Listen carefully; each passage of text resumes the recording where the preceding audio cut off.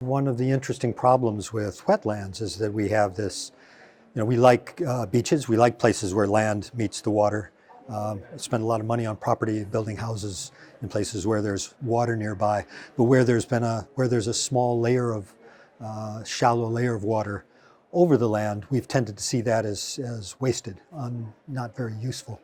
But it provides a home for an incredible amount of biodiversity for fish species, for nesting birds, and also for things like buffering and filtering of water.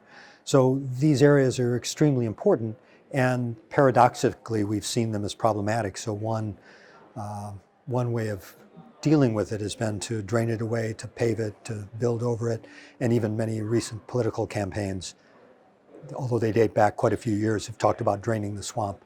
That's not what we don't want to drain the swamp.